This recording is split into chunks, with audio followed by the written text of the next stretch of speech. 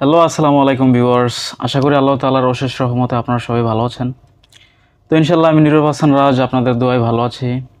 তো ভিউয়ার্স, বেশ কিছুদিন হয়ে যাচ্ছে শাকিব খানের তুফান মুভির টিজার কিন্তু রিলিজ হয়েছে ইউটিউবে এবং তার নিজস্ব ফেসবুক পেজে।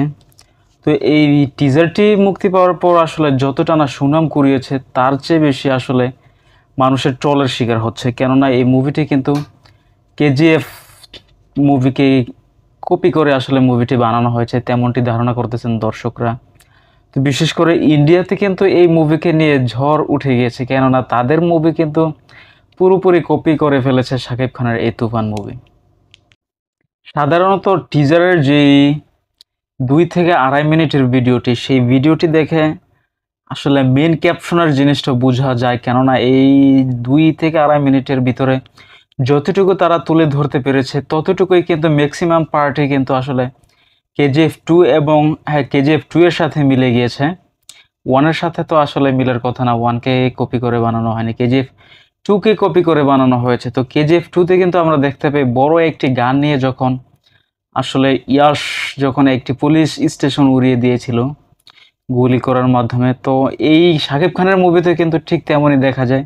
শাকিব খানকে সেরকম একটি বড় একটি গান নিয়ে পুরো একটি স্টেশন উড়িয়ে দিতে দেখা যায়।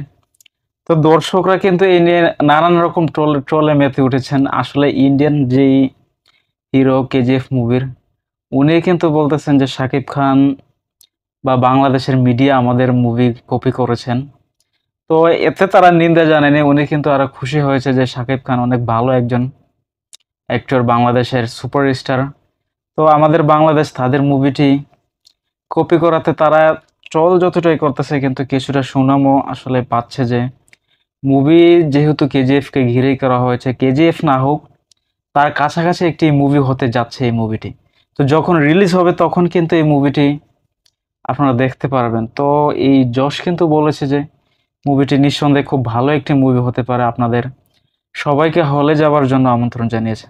তো ভিউয়ার্স, আপনাদের কাছে কেমন লাগতেছে এই মুভিটিকে আসলে হুবহু কপি করা হয়েছে কিনা? আপনারা 2 থেকে 2.5 মিনিটের টিজারটি দেখে কি বুঝেছেন এবং কি মনে হচ্ছে কমেন্ট বক্সে জানাবেন। আর যারা যারা আমার চ্যানেলে নতুন ভিউয়ার্স, প্লিজ আমার চ্যানেলটি সাবস্ক্রাইব করে পাশেই থাকবেন।